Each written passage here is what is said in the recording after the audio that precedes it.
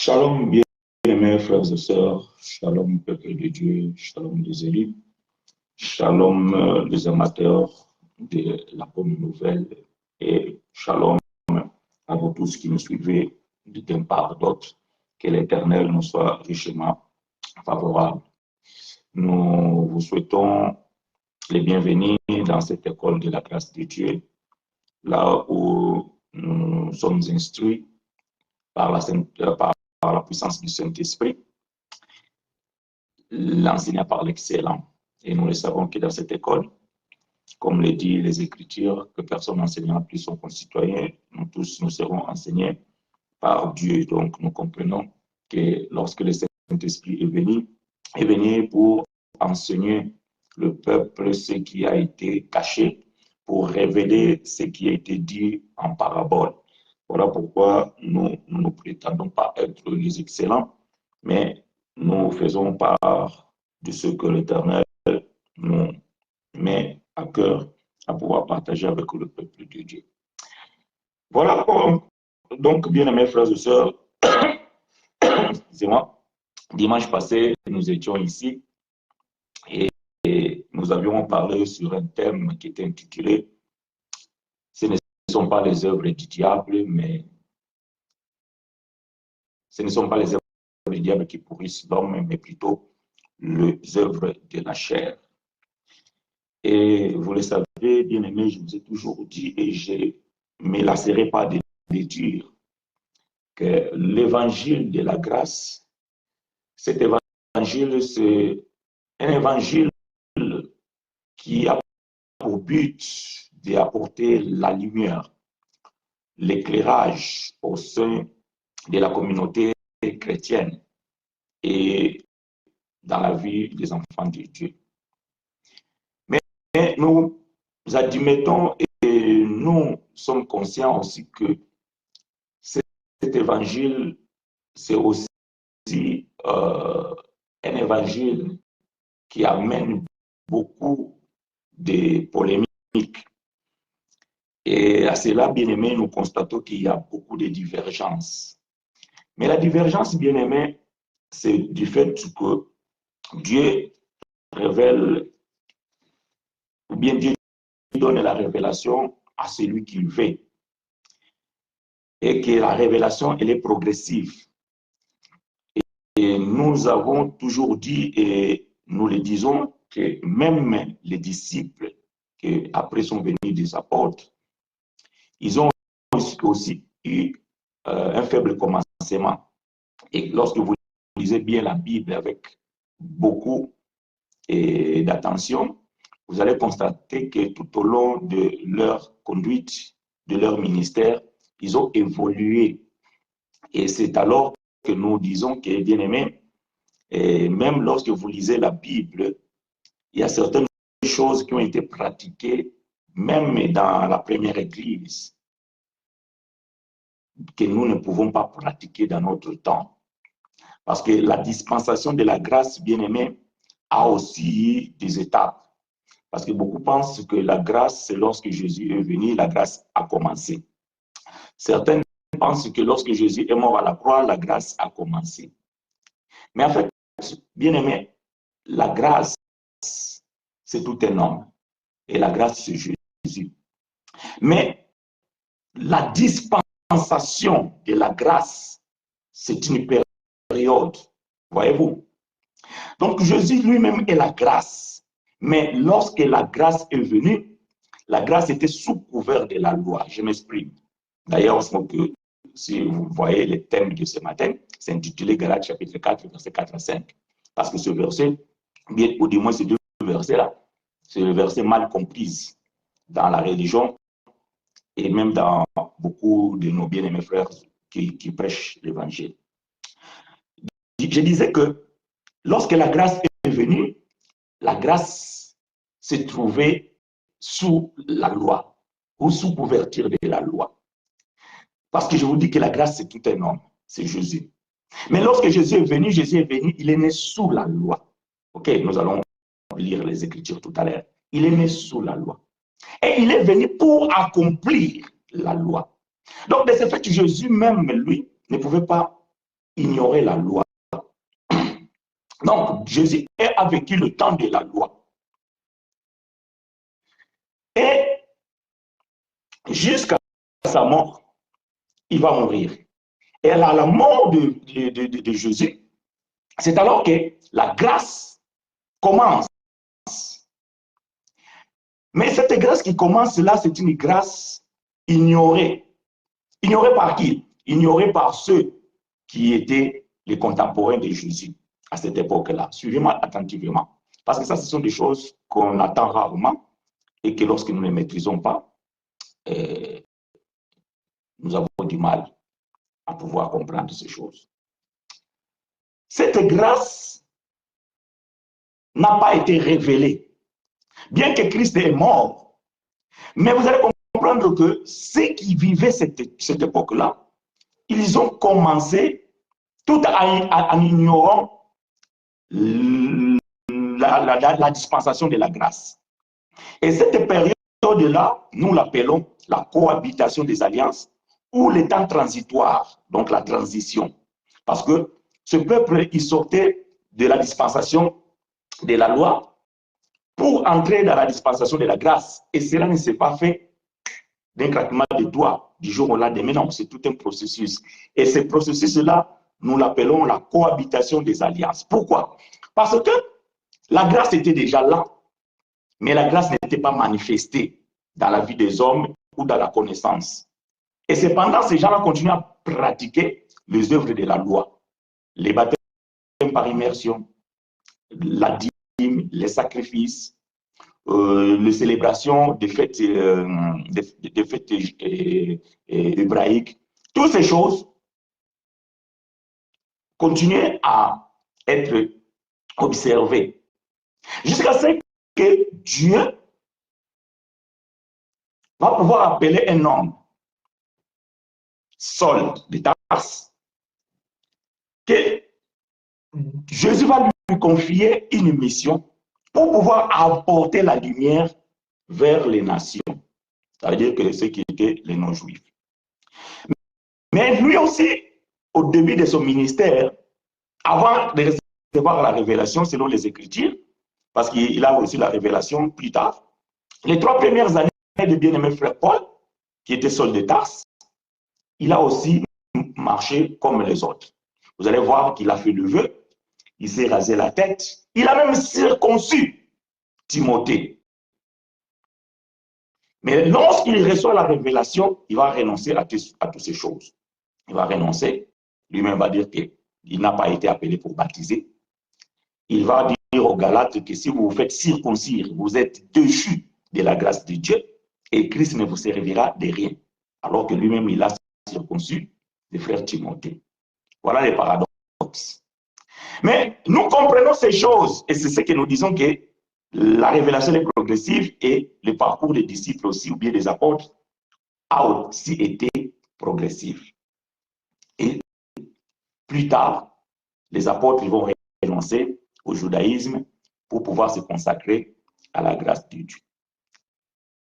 Et ça, bien aimé, c'est quelque chose aussi qui se passe avec nous. Lorsque nous sommes nés, on a été amenés dans les assemblées, dans les églises, etc., etc. Nous sommes nés dans la religion, grandis dans la religion. Et lorsque Dieu nous touche, lorsque Dieu nous visite, il nous apporte la lumière, la révélation, et c'est alors que les écailles de nos yeux commencent à tomber et les yeux de nos cœurs s'ouvrent. C'est là que ça s'appelle la conversion. Parce que la Bible déclare dans le livre de 2 Corinthiens chapitre 3 à partir du verset 14, que lorsqu'on lit Moïse, un voile est jeté dans leur cœur. Cependant que le voile ne se ôte que lorsque le cœur se convertit à Christ. Quand quelqu'un est converti à Christ, le voile est ôté, il ne voit plus les Écritures de la même manière. Il ne lit plus la Bible de la même manière. Il ne reçoit plus l'Évangile de la même manière. C'est là où, bien aimé, aujourd'hui, je vais essayer de pouvoir éclaircir un point capital que vous devez savoir. Que la Bible que vous lisez, la Bible que nous lisons, la Bible que moi je lis, c'est l'ensemble des livres. Le mot Bible veut dire l'ensemble des livres. La Bible, ce n'est pas un livre, mais la Bible, c'est l'ensemble des livres, selon les canons de chaque croyance ou, je ne sais pas, dénomination. Et vous allez voir qu'il y a certaines Bibles qui contiennent 66 livres, d'autres Bibles contiennent 73 livres, d'autres 74, etc., etc. Ça, selon les canons de chaque croyance. Bon, ce que moi je veux dire aujourd'hui, bien aimé, c'est que lorsque nous lisons la Bible, nous devons d'abord savoir que la Bible, bon, ça c'est ma tablette, donc ma Bible elle est dedans. Même si je l'ai répondu comme ça, comprenez que ma Bible est dedans. La Bible, je l'ai toujours dit et je le répète, ce n'est pas la parole de Dieu. Ah, tu es choqué. Non, ne sois pas choqué. Je m'exprime. La Bible, elle n'est pas la parole de Dieu. Mais la Bible contient la parole de Dieu. Est-ce que je me fais comprendre? La Bible n'est pas la parole de Dieu, mais la Bible, elle contient la parole de Dieu. C'est ainsi que vous allez lire que quand vous lisez dans la Bible, vous allez voir dans les prophètes, souvent il y a beaucoup de prophètes, ils commencent ceci. La parole de Dieu s'adressait à Osée. La parole de Dieu s'adressait à Naïm. Donc, voyez-vous, la parole de Dieu s'adressait. Donc, c'est que le prophète dit là, c'est la parole de Dieu. Mais vous allez voir que dans d'autres livres, dans la Bible, ce sont des histoires d'un peuple. Par exemple, je prends l'exemple du livre d'Esther. Dans le livre d'Esther, vous n'allez pas trouver le nom Dieu ou Seigneur. Ah, vous, les lecteurs de la Bible, si vous lisez bien la Bible, vous n'allez pas le trouver. C'est l'histoire d'un peuple qui était dans une situation, mais ce peuple appartenait à Dieu, si vous voulez. Si vous prenez par exemple les livres historiques et biologiques, biographiques plutôt, ça veut dire que Matthieu, Marc, Luc et Jean, vous allez constater par exemple que Luc, il dit, après avoir entrepris une démarche, donc faire des recherches, après avoir consulté les témoins oculaires, après avoir consulté ceux qui ont vécu ces choses, il me semblait bon aussi de t'écrire ces choses, mon cher Théophile. Donc, c'est un frère qui a fait des recherches. Bon, quelqu'un va me dire, oui, mes frères, il était conduit par le Saint-Esprit. Oui, moi aussi, je suis conduit par le Saint-Esprit. Toi aussi, tu es conduit par le Saint-Esprit. Donc, si le frère était conduit par le Saint-Esprit, oui, c'est le Saint-Esprit qui l'a donné le courage de pouvoir faire des recherches. Mais il ne peut pas dire que j'étais chez moi et je vis un ange venir me parler, ou non, j'étais chez moi, Dieu m'a parlé et j'ai commencé à écrire. Non. Ça veut dire qu'il a fait des recherches, il a fourni des efforts pour pouvoir rassembler des informations et pour pouvoir écrire. Et le livre de Luc se trouve aussi dans la Bible et qui nous relate l'histoire de Jésus, de son vécu, de sa naissance, de son parcours, de son ministère, ainsi de ses disciples et compagnie. Donc, une histoire racontée par frère Luc.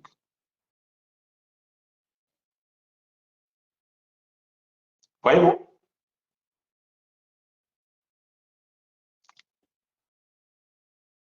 Donc, nous comprenons que la Bible, elle contient la parole de Dieu. Maintenant, quand vous lisez la Bible, quand nous lisons la Bible, je vous ai toujours dit, il y a des critères à respecter. Il y a des paramètres à tenir en compte. La plupart des lecteurs de la Bible, ils commettent les mêmes erreurs. La plupart des lecteurs de la Bible, ils commettent les mêmes erreurs.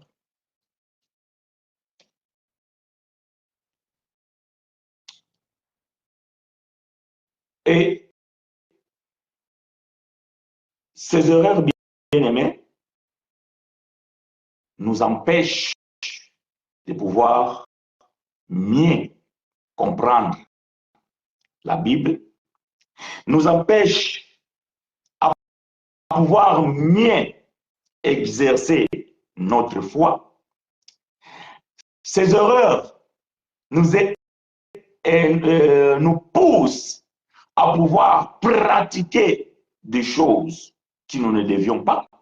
Ces erreurs ne nous permettent pas de mieux comprendre les Écritures ou même l'Évangile.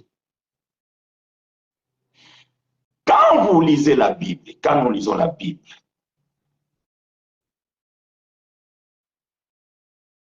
très souvent, nous nous plaçons dans le texte de la Bible. C'est-à-dire que nous approprions les textes de la Bible. Et c'est là où il y a un problème.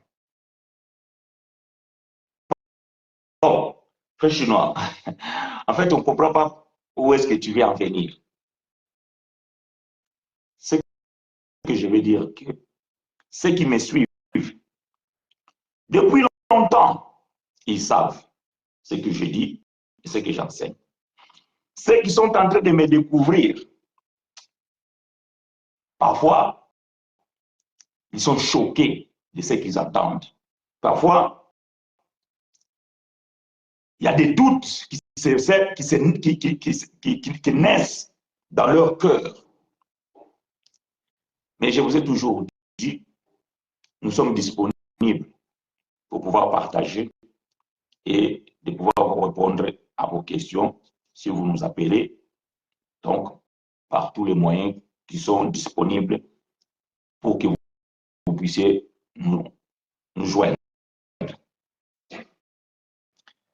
Mais ceux qui me suivent récemment, il y en a qui ne comprennent pas trop.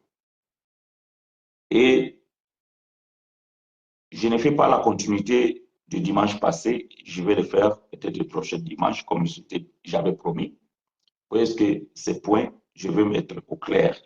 Parce qu'il y a un frère qui n'est pas seul, bien sûr, mais je veux parler plus de lui, qui m'a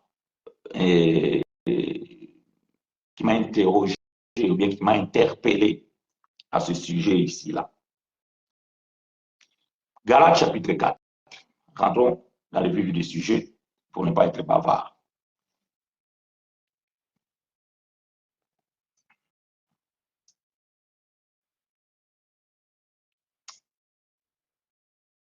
Avant de lire Galates chapitre 4, j'aimerais lire avec vous juste un petit verset qui se trouve dans le livre de 2 Pierre. 2 Pierre chapitre 1 et au verset 5. 2 Pierre. 2 Pierre.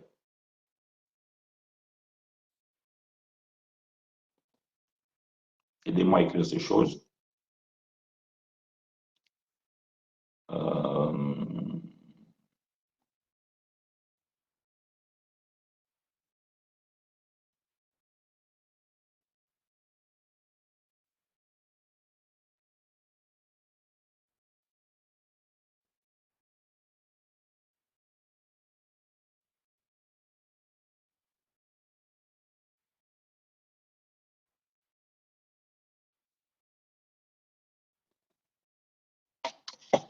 2 Pierre chapitre 1, verset 5, je lis pour vous et avec vous.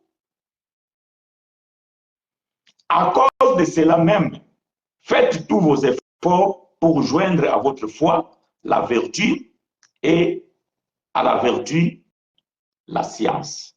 Dans certaines versions, on dit faites vos efforts de joindre à votre foi la vertu et à la vertu la connaissance. Mais bon, vous savez que la science, la connaissance, c'est la même chose. Il est important, bien aimé, de pouvoir utiliser la science. Il est très important, bien aimé, dans la foi, de pouvoir mettre l'intelligence. Il est très important, bien aimé, frères et sœurs, dans la foi, de pouvoir apporter aussi la capacité de la connaissance académique. Pourquoi? Parce que avant que ces écrits soient des écrits sacrés, du moins, cela est aussi littéraire. Ça veut dire que la Bible a été écrite dans une langue intelligible et traduite aussi dans des langues intelligibles. Donc, c'est une littérature. Et dans la littérature, nous devons respecter aussi certaines règles grammaticales que lorsque vous lisez, vous devez respecter la virgule, la ponctuation, plutôt, donc la virgule fait partie. Vous devez respecter la ponctuation, vous devez respecter les temps verbaux, vous devez respecter le contexte, vous devez respecter comment dirais-je, l'auteur du livre, et vous devez aussi respecter les récepteurs, donc c'est-à-dire les destinataires du livre. Donc il y a beaucoup de choses que vous devez tenir en compte. Et c'est que beaucoup ne savent pas faire. C'est ce que nous sommes en train aujourd'hui, bien aimés, de pouvoir mettre au clair. Alors, Galates chapitre 4, versets 4, 5 à 5, ce qui est le thème de ce matin, parce que le thème que nous sommes en train d'intituler, c'est ça. Je vais demander à Sœur Mireille de pouvoir envoyer l'invitation à notre Sœur Lygia et à Sœur Gabrielle, donc, parce que parfois ils ont du mal à me joindre, si cela est possible, de pouvoir donc se joindre à nous. Et je disais donc, bien aimé, Galates chapitre 4, Galates chapitre 4, verset 4 à 5. Je vais lire pour vous et avec vous. Je suis dans la version Louis Segond. Je ne sais pas, peut-être je vais essayer de chercher aussi une autre version pour une autre compréhension. Mais je vais d'abord lire dans la version Louis Segond. Galates chapitre 4, verset 4 à 5. Je lis pour vous et avec vous.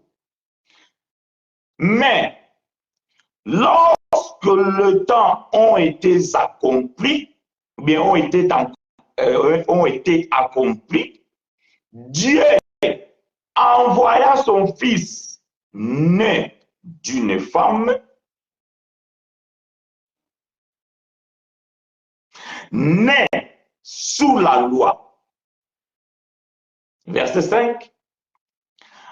Enfin, qu'il racheta ceux qui étaient sous la loi, afin que nous ressuscions l'adoption. Point. Bien aimé, ces versets que nous venons de lire, ces deux versets ici, c'est parmi beaucoup de versets dans la Bible, ou parmi beaucoup d'écritures dans la Bible, mal comprises, mal interprétées dans le milieu chrétien. J'ai bien dit dans le milieu chrétien, pas simplement dans le milieu religieux, dans le milieu chrétien. Même ceux qui prétendent ne pas être dans la religion, très souvent, ces deux versets, ainsi que beaucoup d'autres, très souvent, sont mal interprétés, ou plutôt, ils sont mal utilisés. Mais voyons, verset 4, nous allons faire l'exégèse. Mais lorsque le temps a été accompli, Dieu envoya son fils né d'une femme, né sous la loi. Très important. Bon, si tu me suis pour la première fois, peut-être que tu n'as pas la notion de dispensation. Ça veut dire que tu n'arrives pas à distinguer le temps de la loi et le temps de la grâce, alors je t'invite, bien-aimé, de pouvoir me contacter et de pouvoir partager avec toi, de t'aider à pouvoir comprendre ces choses. Parce que si déjà la personne ne sait pas distinguer le temps de la loi et le temps de la grâce, alors ce que je suis en train de parler ici, ou bien ce que je vais développer ici, ça va être confus. Jésus est né sous la loi, donc dans le temps de la loi. Donc Jésus n'est pas né dans notre temps. OK? Je ne suis pas ici en train de confondre ou bien de contredire la science. Parce que dans la science, on dit notre ère. Hein? C'est pour ça, quand vous lisez parfois, on dit quelque chose, après on dit assez, ou bien agi. Donc après Jésus, ou bien après Christ. Parfois, c'est avant. Donc, je ne parle pas de ça. Parce que notre ère, nous pouvons prendre ça selon le Romain, donc à la naissance de Jésus, tout ça. Non, je ne parle pas de ça. Je parle de la dispensation bibliquement parlant. Jésus n'est pas né dans notre temps. Galates chapitre 4, verset 4 à 5, aidez-moi à écrire ces choses. Jésus n'est pas né dans notre temps. Pourquoi? Parce que nous vivons le temps de la grâce.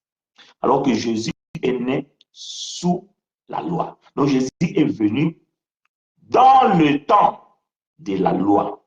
Donc la dispensation de la loi.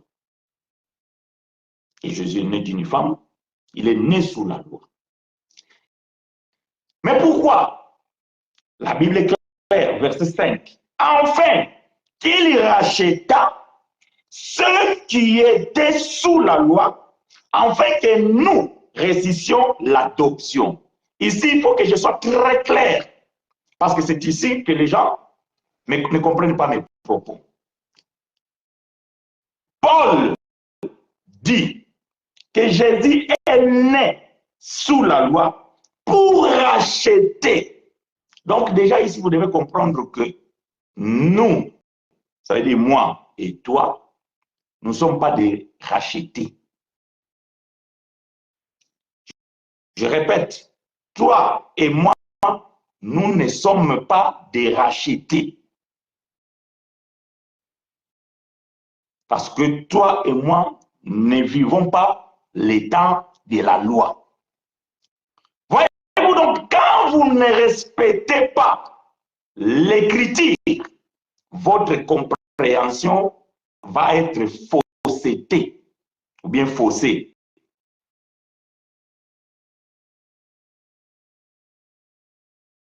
Non, mais frère chinois, mais après frère Paul dit, afin que nous réussissions l'adoption. Ah, encore une autre erreur. Les nous ici, ce n'est pas toi, ce n'est pas moi. Que l'Éternel fasse grâce et que l'Éternel vous aide à pouvoir comprendre ces choses. Quand vous lisez dans la Bible nous, donc nous, Paul, l'écrivain de ce texte, il était un juif. Il était né sous la loi lui aussi. Et il était sous la malédiction de la loi. Il était condamné dans la loi. Il était mort au péché. Il était un pécheur, comme tous ses contemporains. C'est-à-dire que les gens de son temps, tous, ils étaient des pécheurs. Parce qu'ils ont tous transgressé la loi de Dieu ou la loi de Moïse.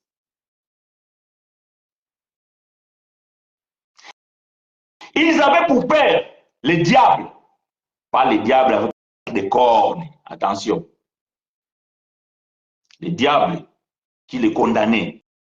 Selon lui-même, Paul, il interprète ces diables étant que la loi. Vendus au péché par la loi, morts au péché par la loi, Maintenant, il devait être adopté. Ah, ça j'aime. Voilà pourquoi, bien aimé, si vous trouvez dans mes enseignements, il y a un enseignement que j'intitule que nous ne devenons pas enfants de Dieu, mais nous sommes déjà nés enfants de Dieu. Au contraire de ce bien-aimé-là. Et il devait recevoir l'adoption. Donc, il devait être adopté parce qu'ils étaient morts, condamnés. Ils avaient pour père le diable. Donc, ils avaient pour un pédagogue la loi. Ils dépendaient de la loi. Sans la loi, ce peuple-là ne vivait pas. Parce qu'il devait vivre par la loi. Maintenant, quand Jésus est venu, Jésus va ôter la loi, donc va mettre fin à la loi. Il fallait que ce peuple soit adopté pour maintenant pouvoir être conduit par l'Esprit de Dieu, pour qu'il soit maintenant conduit par le Père qui était Dieu ou qui est Dieu lui-même. Ça n'a rien à voir avec toi et moi. C'est ici où les interrogations commencent. Parce que le frère, il m'a posé la question, frère, si Christ n'est pas mort pour acheter l'Église, ou pour nous racheter, ou à cause de nos péchés, qui est mort pour nous? D'abord, bien aimé, vous devez savoir que tu n'es pas un pécheur. Moi, je ne suis pas un pécheur. Il faut le refuser. Ça, je vous dis ouvertement. Et n'importe quel docteur, pasteur, évangéliste, prophète, docteur, j'ai déjà cité, ou bishop, archibishop, ce titre même qui ne se trouve pas dans la Bible, ne pourra pas me dire le contraire. Si quelqu'un me contredit, c'est qu'il a mal lu la Bible et il a mal compris la Bible. Je répète, toi, moi, nous ne sommes pas des pécheurs. Toi et moi, nous ne commettons pas de péchés et nous n'avons jamais commis les péchés. Commencez à poser vos questions parce que là, je vois comme si je suis en train de torturer certains. Il y en a qui sont en train déjà de se dire beaucoup de choses dans la tête. Est-ce que je continue à suivre ces frères ou je veux arrêter? Est-ce que je vais aller jusqu'à la fin de ce qu'il est en train de dire? Non, n'arrête pas, continue à me suivre jusqu'à parce que je vais éclaircir ces choses. Et j'aimerais que tu puisses poser la question si tu as un doute. Sois libre.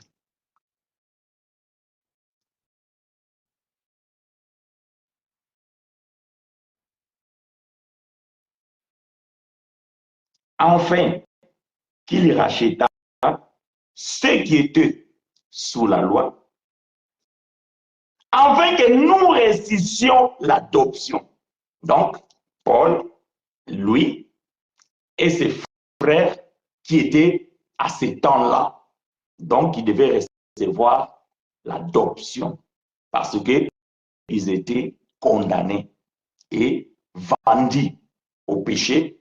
Voilà pourquoi maintenant Jésus devait les racheter.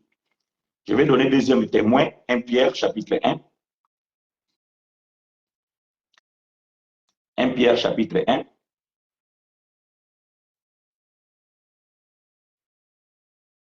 Verset 18.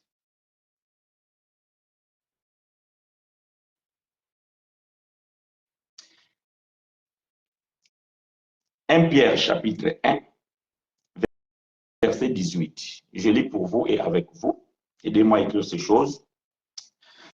Sachant que ce n'est pas par les choses périssables, par de l'argent ou de l'or, que vous avez été rachetés de la vaine manière de vivre que vous avez hérité de vos pères.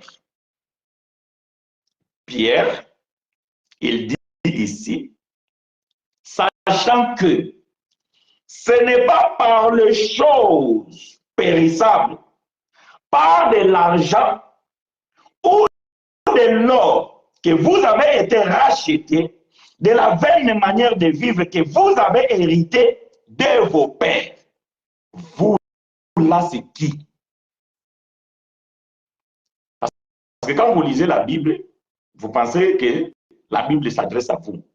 C'est pour ça que je vous ai dit que quand vous lisez la Bible, vous devez savoir d'abord l'auteur du livre et le destinataire du livre.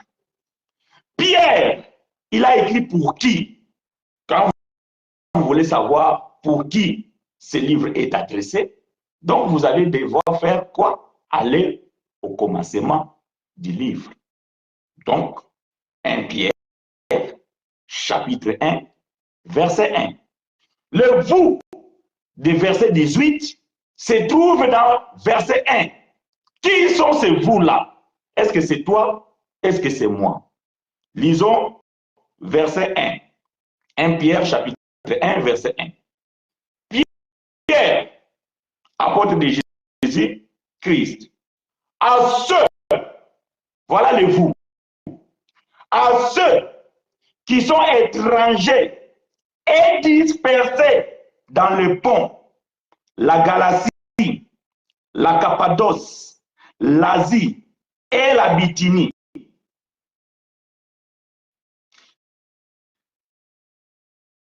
Est-ce que vous comprenez?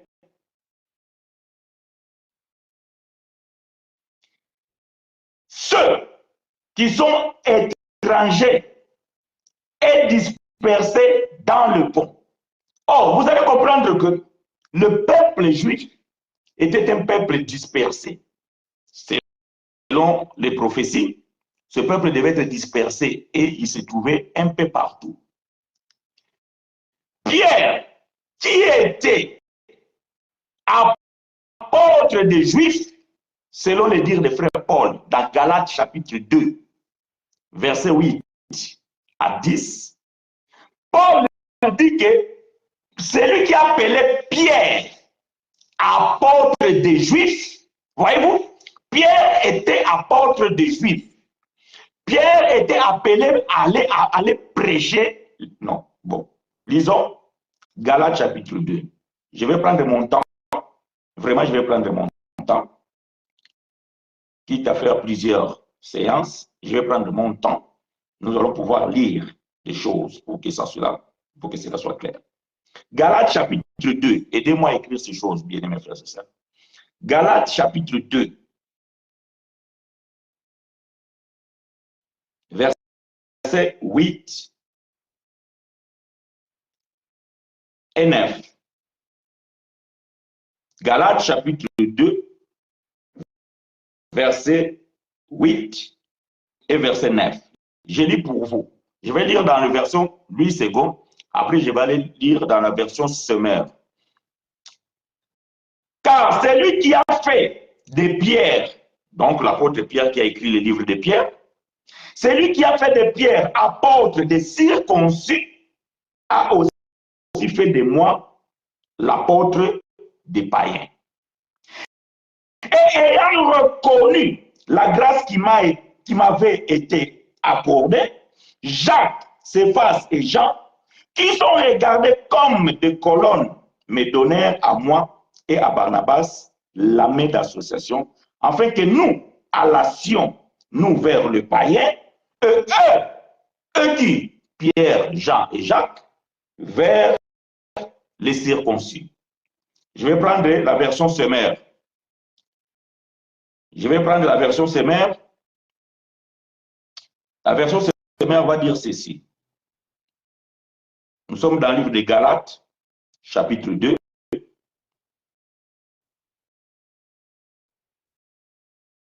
Et 8e et 9e verset. Semeur dit ceci. Car celui qui a agi en Pierre pour qu'il soit l'apôtre des Juifs a aussi agi en moi pour que je sois celui des non-juifs.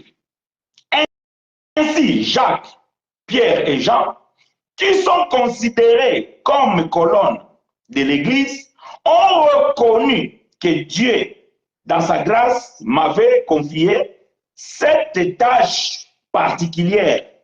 C'est pourquoi ils nous ont serré la main à Barnabas et à moi en signe d'accord et de communion, et nous avons convenu ensemble que nous irions, nous, vers le peuple païen, tandis que eux se consacreraient aux Juifs. Donc, Pierre était un apôtre appelé à aller prêcher les Juifs. Maintenant, quand vous lisez 1 Pierre chapitre 1 verset 18, quand Pierre s'adresse dans son livre, il s'adresse aux Juifs. Il dit que, sachant que ce n'est pas par des choses périssables que Christ vous a racheté de votre manière, de votre vaine manière de vivre, hérité de vos pères.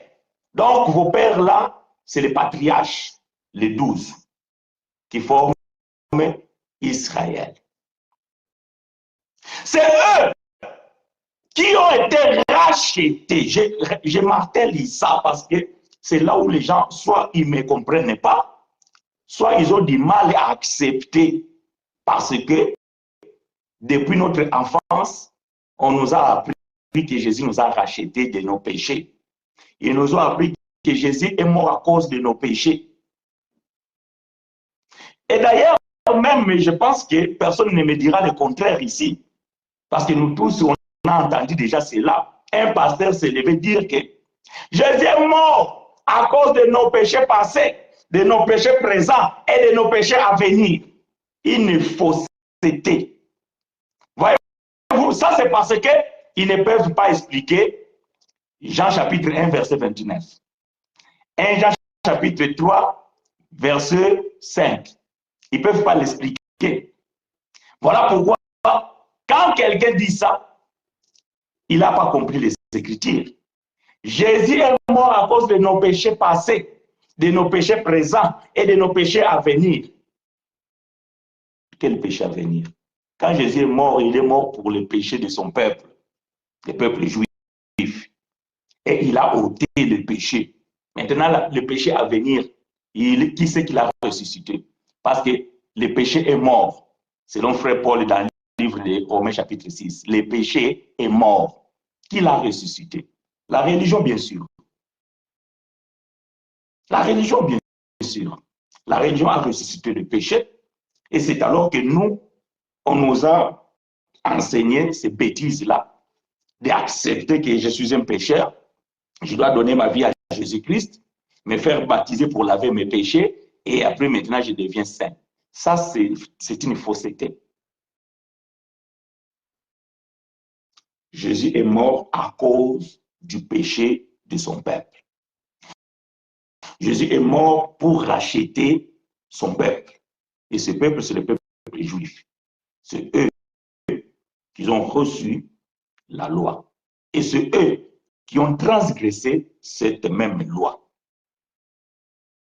Et Dieu n'a jamais donné la loi à un autre peuple que le peuple juif. Puis Psaume 147, versets 19 et 20. Je vais garder la version sommaire et nous lisons Psaume. Commencez à poser vos questions, bien-aimés. Psaume 147, versets 19 et 20. Celui qui a communiqué sa parole à Jacob et ses commandements, ses lois à Israël. Il ne l'a jamais fait pour aucun autre peuple. Aussi, ses lois leur restent inconnues. Loué soit l'Éternel. Si toi tu as reçu la loi, tu dois être juif de naissance. Tu dois nous dire quelle est ta tribu parmi les 12. Et il ne faut pas s'arrêter là. Il faut que tu sois né avant la mort de Jésus. Et là, Tu peux dire que tu as reçu la loi et comme les autres, tu as aussi transgressé cette loi et tu as commis un péché ou plusieurs péchés. Alors, Jésus devait te racheter.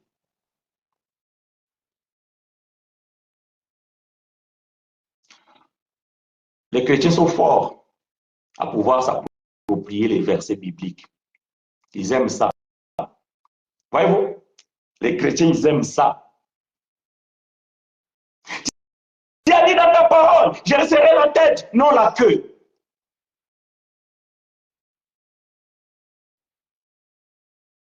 Tu as dit dans ta parole, je vais prêter, je ne vais pas emprunter. Tout ça pourquoi? Parce que mal enseigné.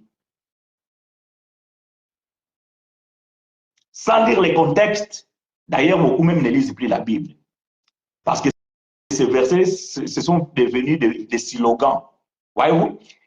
Si je pose la question, c'est écrit où? Vous allez faire rapide, vous allez chercher dans Google. Voyez-vous? Vous allez chercher dans Google, et là, où est-ce que se trouvent ces versets?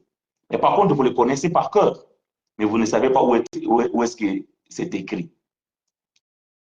Parce que si vous connaissez là où c'est écrit, vous allez lire le contexte et vous allez comprendre que ce verset ne peut pas coller avec ton interprétation ou avec l'interprétation de vos pasteurs. Mais ça, les chrétiens aiment ça, s'approprier les versets bibliques. Les chantres, ils nous ont fait des chansons. Jésus nous a rachetés de nos péchés. Jésus nous a rachetés de nos péchés. Jésus nous a... Pourquoi? Quand vous posez la question, c'est écrit dans la Bible. Galates chapitre 4, verset 4. 1 Pierre chapitre 1, verset 18. Parce qu'il y a beaucoup de chantres, ils lisent la Bible, ils trouvent une bonne phrase, des bons versets, et ils composent. Il y a une question, pasteur. La question, elle est passée où? Ah, désolé, excusez-moi, parce que je n'ai pas vu. Pasteur, tu viens de dire que nous ne sommes plus des pécheurs, mais je veux savoir les mal qu'on fait, c'est quoi? Déjà, dans la question, il y a quelque chose que moi, je n'ai pas dit. Ah, la question...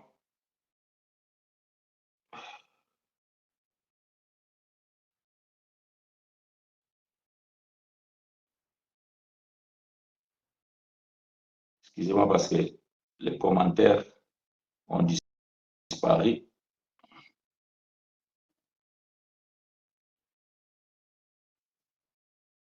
Voilà.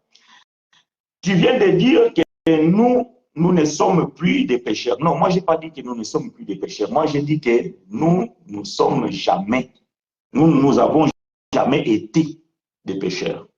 Nous n'avons jamais été des pécheurs. Parce que si je dis que nous ne sommes plus, ça veut dire que nous étions. Non, nous n'avons jamais été des pécheurs.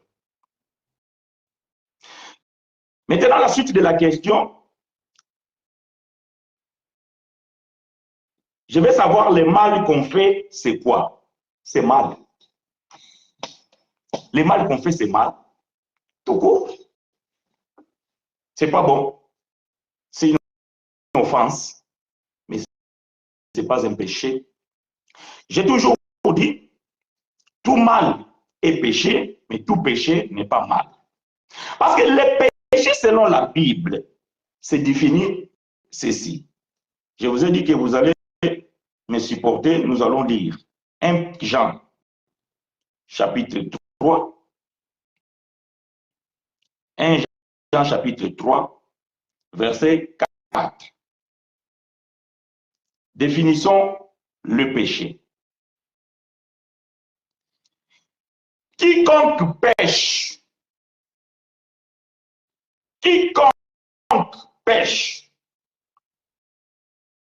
transgresse la loi. Quiconque pêche, transgresse la loi. Et le péché est la transgression de la loi. Ça, c'est la définition de la Bible. Et vous ne pouvez pas le contredire. La définition du péché selon la Bible, pas selon la croyance, selon la religion, selon non. Parce que selon la religion, la définition du péché, c'est faire le mal, c'est voler, c'est faire ceci, tout ça là. C'est pas bien de voler, c'est mal. C'est pas bien. C'est pas bien de tuer, c'est mal. L'adultère, c'est pas bien, c'est mal. Mais tous ces mâles-là aussi étaient péchés dans le temps de la loi. Mais par contre, il y a des péchés qui étaient dans la loi qui n'étaient pas mal. Voyez-vous? Qui n'étaient pas mal. Mais c'était péché parce que c'était une désobéissance.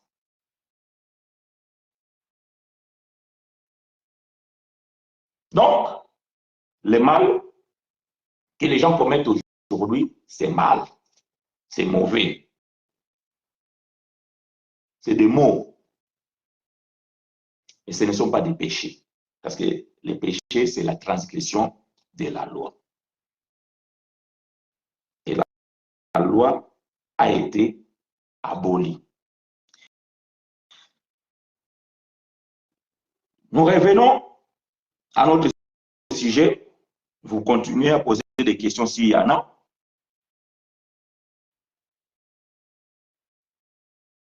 Et nous allons y répondre.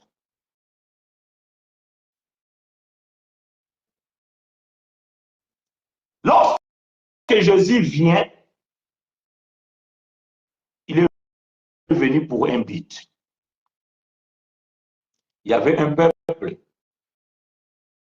qui était perdu, égaré.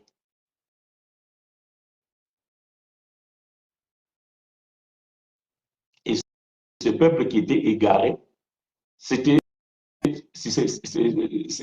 trouvé sans conducteur,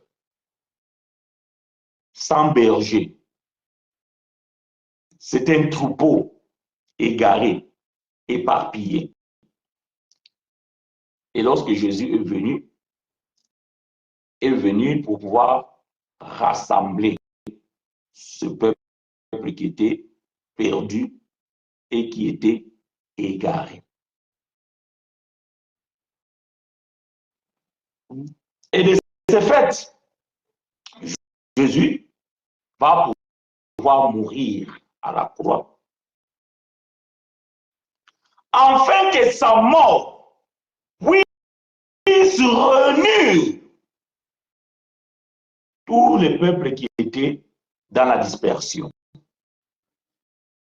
Je vais chercher une écriture rapidement, si je vais trouver, dans le livre des Jean, je pense que c'est chapitre 11. Jean, le livre historique et biographique, pas un Jean, pas l'épître, mais le livre des Jean, chapitre 11, je pense à partir du verset 50 et quelques.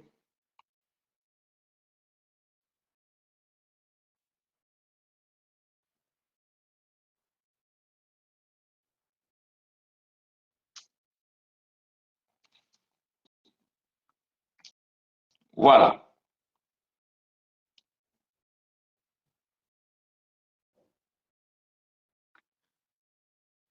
Jean, chapitre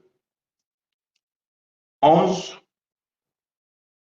verset 51.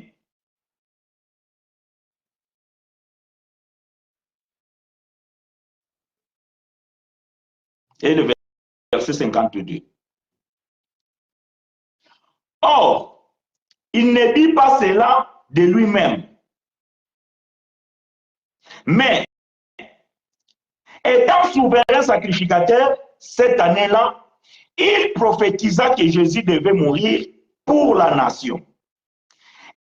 Et ce n'était pas pour la nation seulement, c'était aussi afin de réunir à un seul corps les enfants de Dieu dispersés.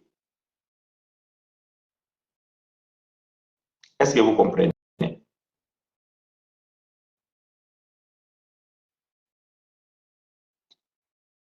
Donc, la mort de Jésus, lorsqu'il est venu pour rassembler cette nation, ainsi que ceux qui étaient dans la dispersion. Il a d'abord aboli la loi qui les condamnait, qui apportait la malédiction, qui les tuait, qui les accusait. Et il a aboli la loi. Il a racheté le peuple qui était vendu au péché. Et ce peuple-là, bien aimé, c'est le peuple juif. Toi, Congolais, toi, Angolais, toi, Français, toi, Américain, toi, Anglais, toi, Gabonais, toi, Centrafricain, toi, Éthiopien, toi, Marocain, etc., etc., etc. Tu n'es pas, tu n'es pas, ou tu ne fais pas partie de ce peuple-là pour lequel Jésus a racheté les péchés. Parce que toute autre nation n'a pas reçu la loi de Dieu. Est-ce que on est clair là-dessus, sur ce point-là, avant que je puisse passer à un autre point?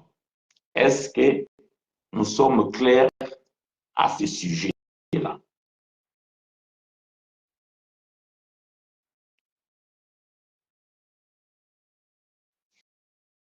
Donc, vous pouvez toujours poser la question, même si moi je vais faire la continuité, vous pouvez toujours poser la question, et pour ce point-là, bien sûr, et aussi pour la suite.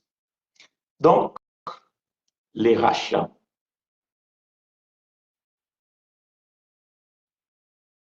c'est pour ceux-là qui ont connu la loi. Maintenant, la mort de Jésus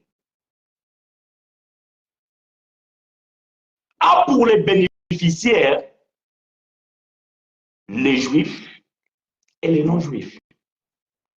Il faut me suivre attentivement, ok? Il faut vraiment me suivre attentivement. La mort de Jésus a pour les bénéficiaires les juifs et les non-juifs. Mais la cause de la mort de Jésus, c'est pour les juifs. Et la cause de la mort de Jésus était pour les rachats des péchés. Pour les rachats du péché. Ça, c'est la cause. La cause de la mort de Jésus. C'était pour racheter ceux qui ont commis les péchés, ceux qui ont été sous la loi. Maintenant, la mort de Jésus a pour les bénéficiaires les juifs et les non-juifs. Je ne parle pas ici de l'Église, parce que ça aussi c'est quelque chose que vous devez comprendre. Je parle de peuple, ok? Je ne parle pas de l'Église, je parle de peuple. Parce qu'il y a le peuple, donc il y a la nation juive, ou la nation israélite, et après il y a les nations, donc les autres peuples. Donc, la cause de la mort de Jésus, c'était pour les rachats de ceux qui étaient sous la loi. C'est pour cela qu'il est venu pour ça. Mais bien aimé frère Paul, il va dire que nous prêchons Christ crucifié. Mais si Paul a prêché le Christ crucifié, il a prêché ça aussi à d'autres peuples et aussi à l'ensemble de l'Église. Mais c'est que vous devez comprendre que l'Église, ça je vais corriger quelque chose que je sais que beaucoup ne seront pas d'accord avec moi. Aujourd'hui, on attend dire que Israël, ils attendent le Messie, que Israël n'ont pas reçu Jésus. Non, c'est faux. Même la première église a commencé avec les Juifs. Et frère Paul va dire dans le livre de Romains chapitre 11, vous qui lisez la Bible, c'est qu'une partie d'Israël est tombée. Une partie d'Israël, pas toute l'Israël qui est tombée. C'est-à-dire que ceux qui n'ont pas accepté, ceux qui n'ont pas reçu Jésus, c'est une partie. Je vais chercher cette écriture vite fait, parce que j'ai dit je dois lire aujourd'hui. Je suis dans le livre de Romains 11. Je vais chercher l'écriture.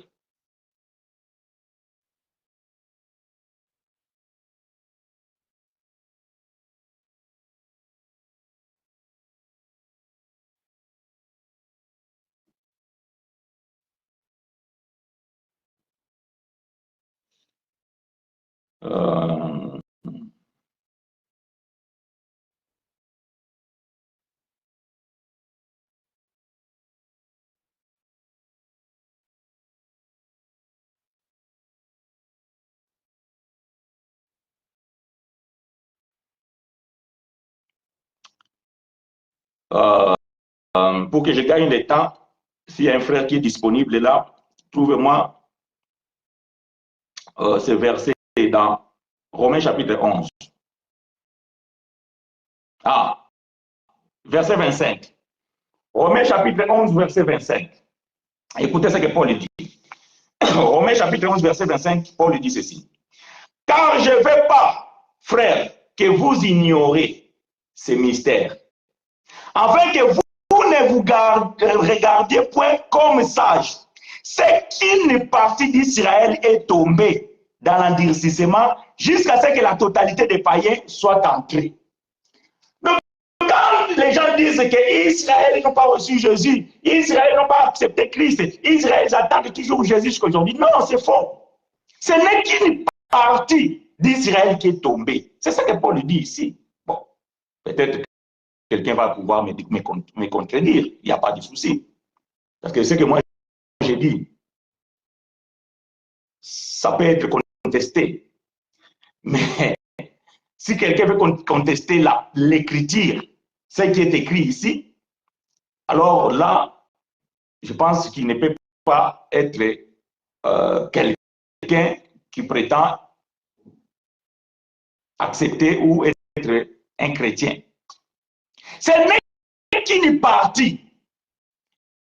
Et cette partie est tombée pour un but, afin que la totalité des païens puisse entrer. Voyez-vous? Donc, quand on dit qu'Israël, ils attendent un autre Jésus, ou bien ils attendent Jésus, c'est faux. C'est faux.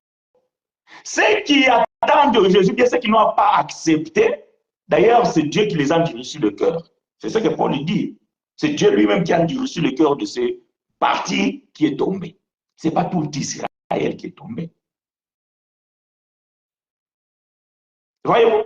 C'est pour cela que vous devez faire la distinction entre le peuple, ça veut dire la nation Israël, les nations et l'Église. Parce que l'Église, bien aimée, dans son étymologie ecclésia, veut dire ceux qui sont mis à part. Or, cette Église-là est composée de juifs et de non-juifs.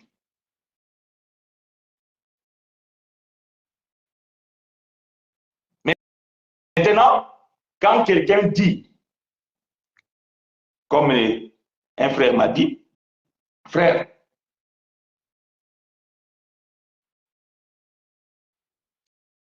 si l'Église, ou bien si Jésus n'a pas racheté l'Église, alors qui est mort pour l'Église? Mais on va racheter l'Église comment et pourquoi? Quelle est l'origine de l'Église? C'est ça qui d'abord faut qu'on définisse. Quelle est l'origine de l'Église? Où l'Église commence où? Ou quand est-ce que l'Église commence?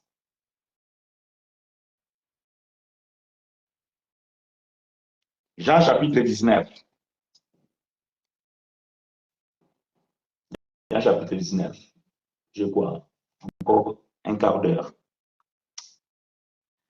Jean chapitre 19, verset 34.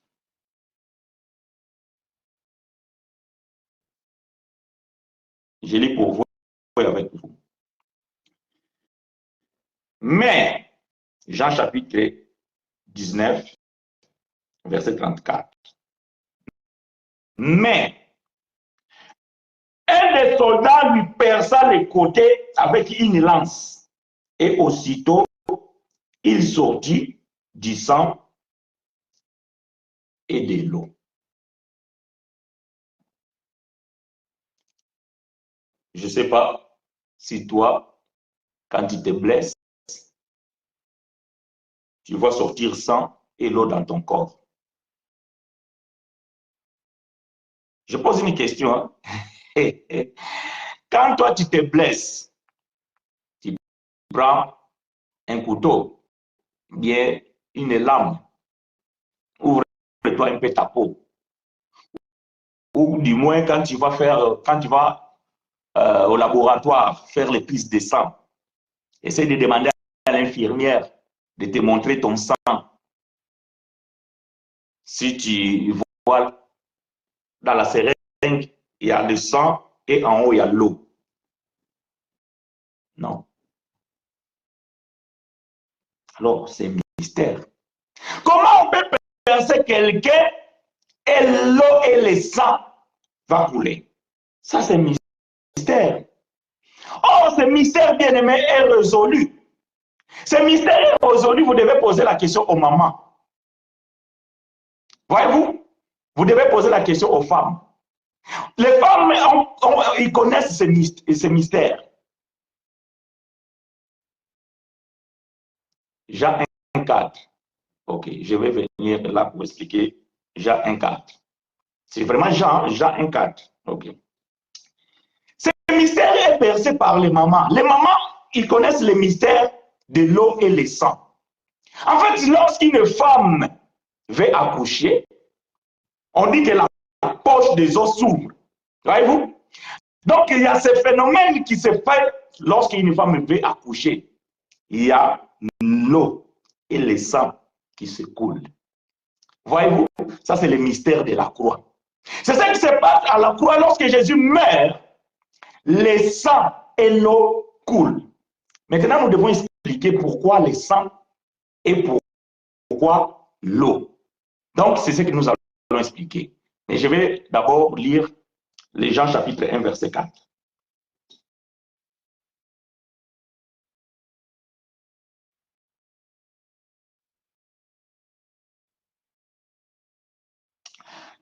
Jean chapitre 1, verset 4 dit ceci. En elle était la vie, et la vie était la lumière des hommes. Bon, il faut que j'explique ce verset. Pour que j'explique ce verset, je vais prendre le contexte. Au commencement était la parole, et la parole était avec Dieu, et la parole était Dieu. Elle était au commencement avec Dieu. Toutes les choses ont été faites par elle, et rien de ce qui a été fait n'a pas été sans elle.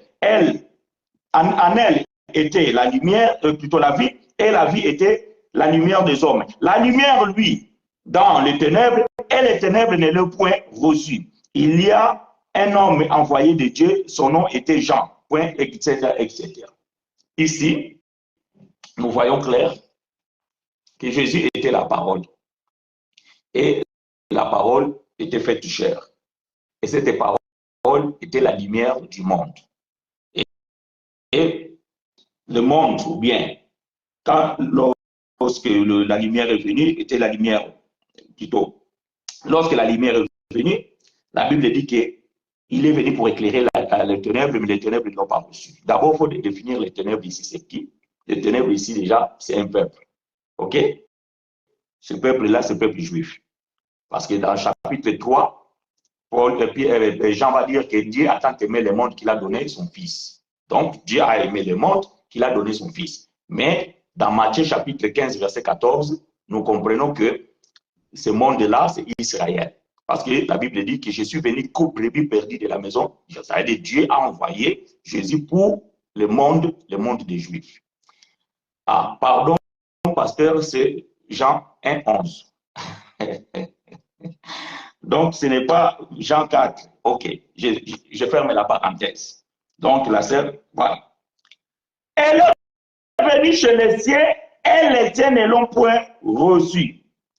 Mais à tous ceux qui l'ont reçu, à ceux qui croient en son nom, elle a donné le pouvoir de devenir enfants de Dieu, lesquels sont nés, non du sang, ni de la volonté de la chair, ni de la volonté de l'homme, mais de Dieu. Donc, j'ai lu les versets 12 et 13 aussi, parce que vous ne pouvez pas dissocier ces deux contextes, et donc du verset 12 et 13.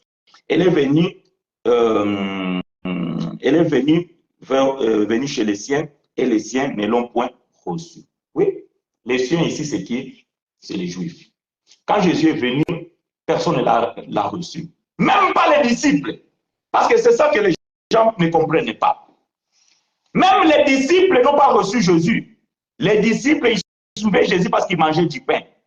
Parce que recevoir Jésus, c'est croire. Alors que les disciples, ils étaient des incrédules. N'ont jamais cru. Voilà pourquoi la plusieurs fois Jésus les traitait des incrédules, les races des incrédules. N'ont jamais cru. Et dans Luc chapitre 22, et au verset 31, Luc est clair. Jésus va dire à Pierre, il va dire que Pierre, Satan vous réclamez, Satan vous a réclamé pour vous cribler comme des froment. Mais moi j'ai prié pour toi afin que ta foi ne défaille point. Mais lorsque tu seras converti, donc il veut dire que les disciples n'étaient pas convertis avant la mort de Jésus. Personne n'a reçu Jésus lorsqu'il est venu, ni même les disciples. Mais il marchait avec lui parce qu'il voyait des miracles et des paix. Qu'est-ce qui lui passe après la mort de Jésus? Lorsque Jésus meurt, ils se sont dispersés. Pierre, il a pris ses compagnons du côté. Avant que nous connaissions cet homme, moi j'étais un pécheur. Ma femme à la maison, il me dit que toi, depuis que tu suis cet homme-là, à la maison ici, on ne mange plus de poissons et tout ça les consort. Pierre, il dit, moi je ne vais pas perdre ma femme. Les amis, rentrons. Jean chapitre 21, quand vous lisez, Pierre est rentré avec ses amis dans leur vieil travail, aller pêcher les poissons. Et vous connaissez ce qui s'est passé. Ils n'ont pas reçu Jésus. Personne, bien-aimé, ne pouvait pas recevoir Jésus. Personne ne pouvait pas devenir enfant de Dieu avant la mort de Jésus. Voilà pourquoi dans Jean chapitre 12, si j'ai la bonne mémoire, Jésus va dire ceci. Les Grecs vont venir pour les voir. Et Philippe va voir André va voir Jésus qu'il y a des païens, donc les Grecs, les nations qui veulent te voir. Jésus va dire que si les grains de blé ne tombent et ne meurent, il restera seul.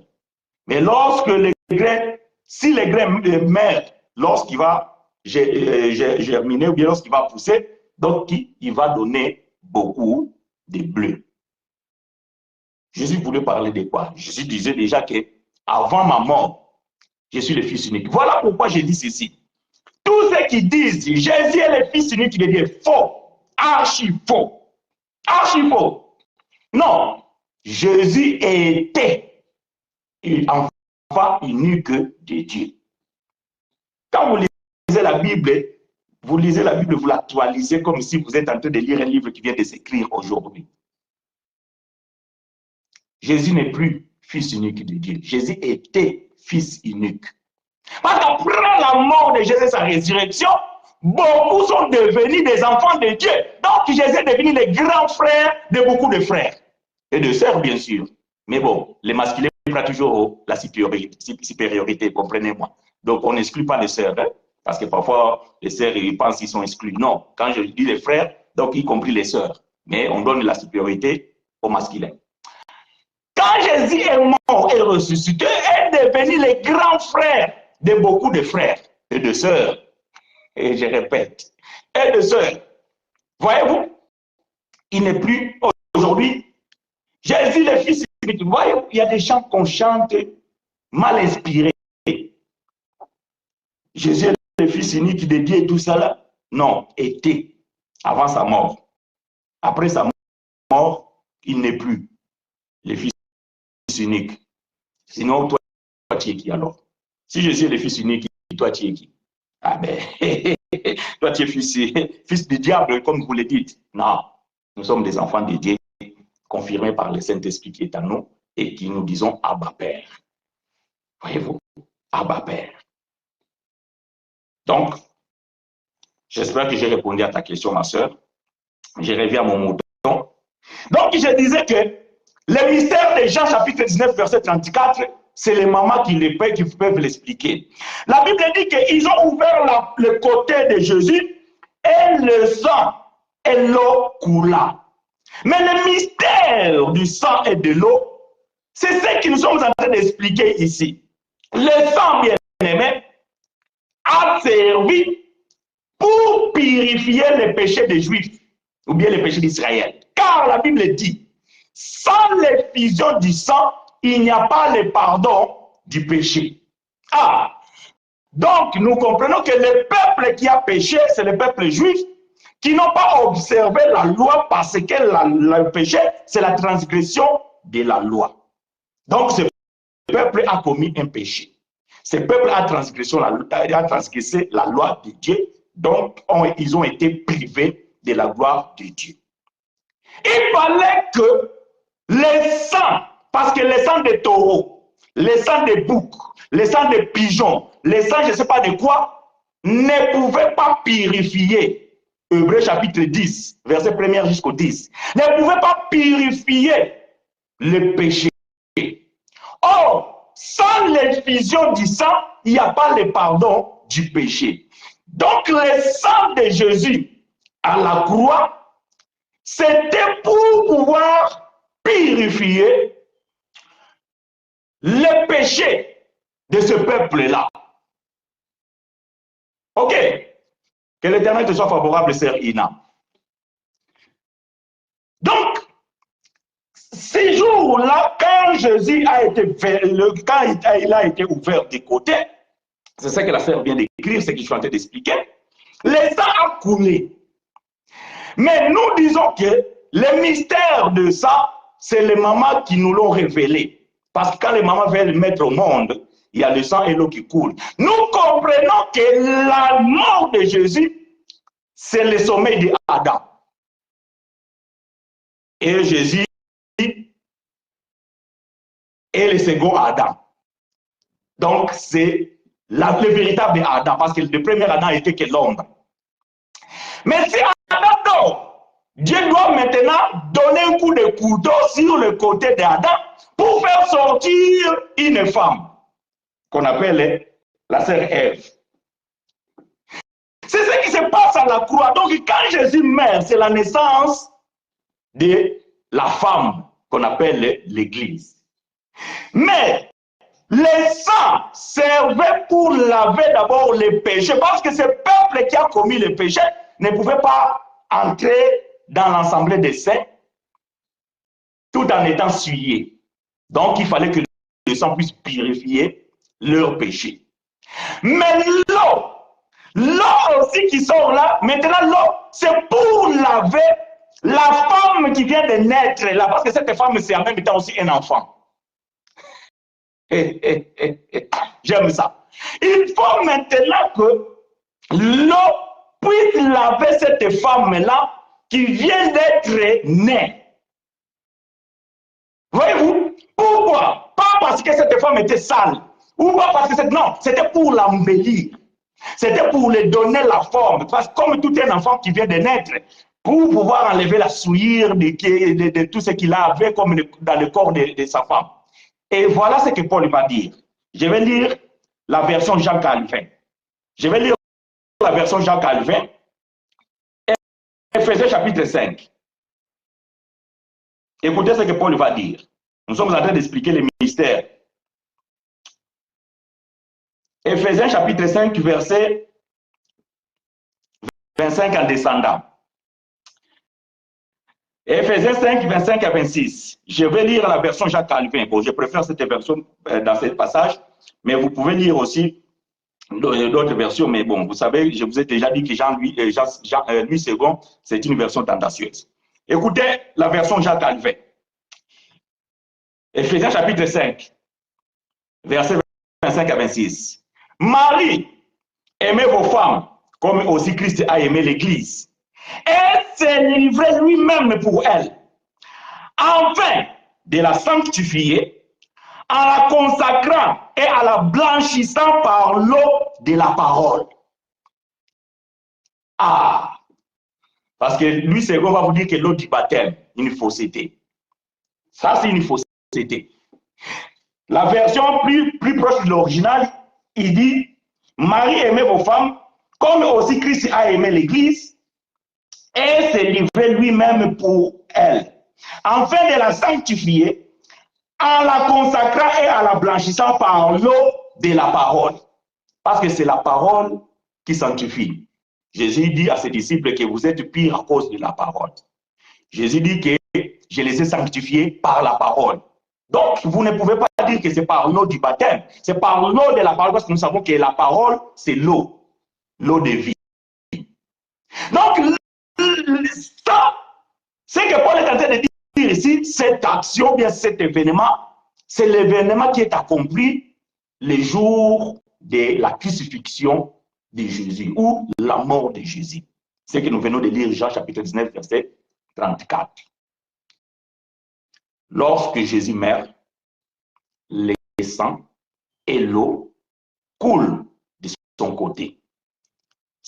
Sans l'effusion du sang, il n'y a pas le pardon du péché. Donc le sang va pouvoir purifier ceux qui ont né sous la loi, qui ont transgressé la loi de Dieu, ça veut dire Israël. Et la naissance de cette femme qui est l'Église, l'eau doit les laver comme symbole de la parole qui purifie, il a blanchissé, et c'est pour ça que nous disons que l'Église n'a ni ride ni tache.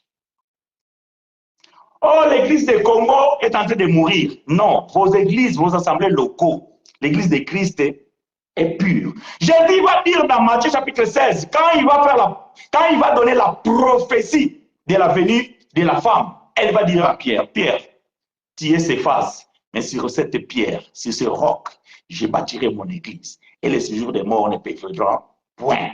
L'église ne peut pas se trouver dans l'état de suie, ou bien un état, je ne sais pas quoi, non. Parce que la parole l'a blanchi, la parole l'a lavé, la parole l'a purifié. Que l'Éternel nous soit chemin favorable, bien aimé. Je ne vais pas dépasser le temps. Nous allons continuer dimanche prochain. Donc, pour vos questions, posez vos questions et nous